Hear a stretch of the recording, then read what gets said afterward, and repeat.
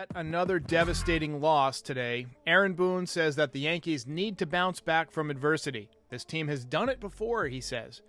But here's the thing. Have they? Have they really bounced back from adversity? They got off to a 5-11 start, but then they had a pretty good stretch in May. But overall, this team, every time that they get to a certain point and they get exposed or have a bad loss, it seems to send them right back to square one. I've been reading this book by Buster Olney. It's my favorite book about the Yankees. It's called The Last Night of the Yankees Dynasty. And it's told as Game 7 of the 2001 World Series is unfolding. And each of the players involved in that game gets mentioned, and Buster talks about how they came to the Yankees and their career and, what was happening as that season was winding down. It talks about Paul O'Neill's stretch with the Yankees, which ended that night. Scott Brosius, which ended that night. You could feel something was different when that game ended. It wasn't just a lost World Series. You could feel that it was the end of an era. And I'm getting that feeling with this Yankees team.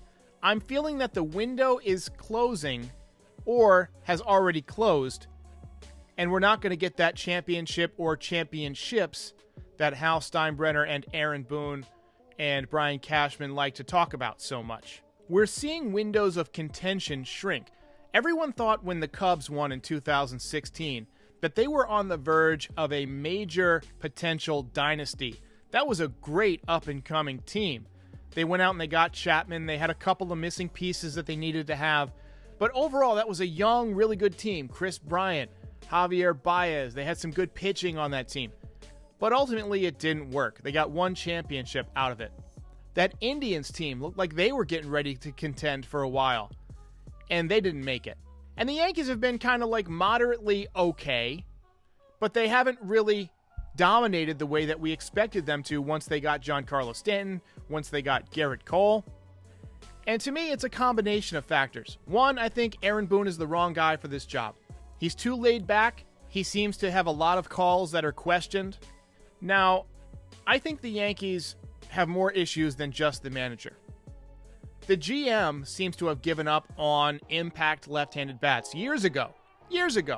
Greg Bird was supposed to be the guy. He didn't work out. But do you just stop trying? Do you just stop trying to build a team that's meant for your home stadium? Now we have guys like Rougned Odor. So that was a nice pickup. He's doing a nice job offensively lately. Despite him popping up to end the game today, he's shown a little bit of power. Nobody changes and transforms their swing overnight, but I like the direction he's heading.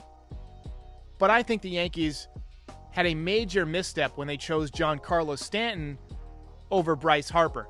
The plan was always for the Yankees to compete in 2019, to sign Bryce Harper, to consider signing Manny Machado. I was never on board with the Machado thing, although I wouldn't have been super upset if they signed him. I wanted Bryce Harper.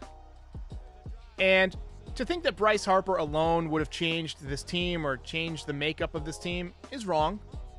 But it's probably one of 1,000 different decisions that Brian Cashman has made, which has ultimately led to a clunker of a roster.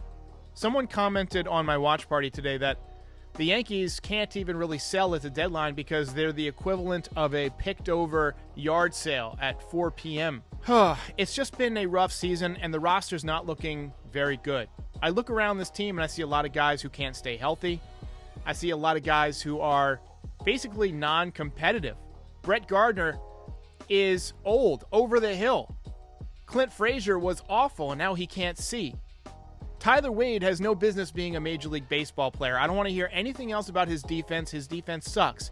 His base running is his only attribute, and even that is in question because he has a low baseball IQ. I wasn't even going to get on and do a rant today. I look at the minor leagues, and I see a nice job of putting fresh talent in the system. Anthony Volpe seems to be doing nice. Jason Dominguez off to a really hot start. Oswald Peraza doing quite well, was scratched from today's lineup. Then you got Luis Medina and Luis Gil. I'm seeing some encouraging prospects. But I don't see anybody who's ready to contribute at the major league level beyond Estevan Florial. He wasn't even in the game today. But the Yankees seem to have buried Hoy Jun Park, who's tearing up AAA. While this team struggles offensively, the Yankees keep leaving men on base. Their bullpen has begun to collapse. The league has figured out Chad Green. And Aroldis Chapman, you never know what you're going to get. One day he might have, 10 pitches with 3 strikeouts and 800-plus mile-an-hour fastballs. And the other day he might kill the mayor's kid in the second row with a fastball. Or walk the bases loaded. Or walk the bases loaded and then walk in 2 runs. Or give up a grand slam. You just don't know what you can expect with the guy. I think the Yankees need to not only sell at this deadline, they need to eat as much money as they can and just clear roster space. Clear roster space. If you even need to package some mid-level prospects, get guys off the team. Go to Giancarlo and tell him, and I can't believe I keep saying this, multiple times a year I've said this, you got to figure out a way to get him off this roster. I don't think anybody's going to take him, and I don't think he would accept a trade anywhere. But if you eat 80% of his salary, 70% of his salary, and package a good prospect, somebody will take him, and then you just have to convince him. I don't really know what the end goal of this video is. I just kind of wanted to vent a little bit that the Yankees window is definitely closed at this point. And it makes no sense to me to go out and trade for a Joey Gallo, or to go out and trade for a Max Kepler, or to go out and trade for a Jose Barrios, or anybody else for that matter. We need prospects. We need roster space. That's the only way this team's going to improve. And this winter, Hal Steinbrenner needs to do the smart thing and reevaluate who he's got running this team, because they're a bunch of jokers. The Yankees have a day off tomorrow, thank God. Don't have to watch that crap. And then they play the Tampa Bay Rays in Tampa Bay for 3 games. Tampa Bay just picked up Nelson Cruz, who is on fire right now, so you can imagine what he's going to do to the Yankees pitching over the next few days. And playing on the turf, somebody's probably going to get hurt.